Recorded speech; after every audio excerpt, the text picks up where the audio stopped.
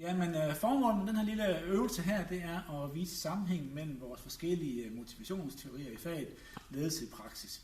Vi har 3 modeller, som vi primært arbejder med. Den ene det er Maslows, den anden det er Herzbergs, og endelig så har vi Heckman og Ohlham jobegenskabsmodellen.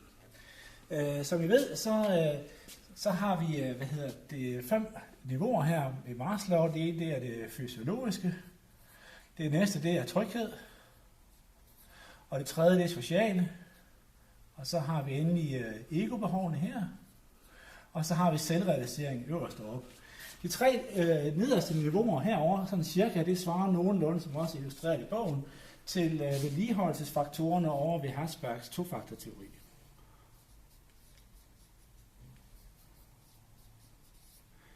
Øverst heroppe i Herzberg, der har vi, som vi også ved fra bogen, vores motivationsfaktorerne. Og det er rigtig fint. Det Maslow han kigger på, det er det hele menneske, hvor Herzberg han primært kigger på det, som foregår på arbejdspladsen. Så er der nogen, der har tænkt videre og sagt, at hvis det her vedligehold, det er noget, som bare skal være i orden, men ikke noget, som giver yderligere arbejdsintensitet hos medarbejderne, så synes vi egentlig, det er mest interessant at arbejde med motivationsfaktorerne.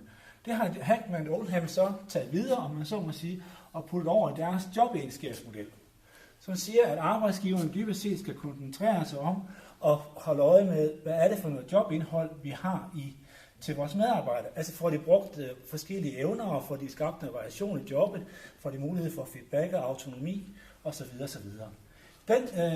Det jobindhold, der så kommer, det skulle gerne give nogle faktorer hos medarbejderne, en oplevelse af, at det er spændende at arbejde her, og det har indflydelse osv. Det igen burde så give nogle, et outcome hos medarbejderne med højere jobtilfredshed, lavere sygefravær og højere grad af effektivitet. Så de her 3 ting spiller sammen på den måde. Endelig så skal vi heller ikke underkende, som vi også husker, at styrken af medarbejdernes udviklingsbehov også har stor indflydelse. Godt. Det jeg viste lige før, det var så en teoretisk gennemgang af de 3 modeller.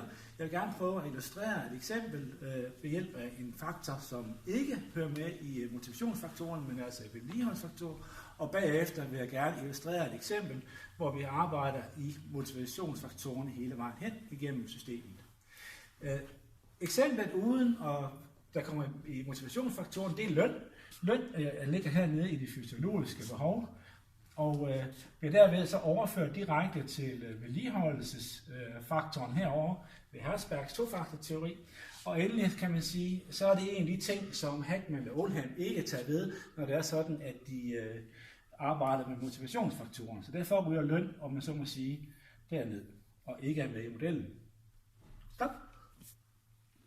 Jeg vil gerne komme med et eksempel, hvor det er sådan, at vi prøver at arbejde med ting, der vedrører motivationsdelen i Herzbergs tofaktorsteori. Et eksempel kunne være ansvar. Ansvar ligger i den øvre del af vores Maslows pyramide herovre, og ansvar det kunne det være, hvis du har fået ansvar for en given opgave, når du er derhjemme i produktionen eller hjemme på kontoret, at du så har ansvar for en given opgave. Ansvar det gør jo, at det ligger herovre i motivationsdelen over ved Herzberg.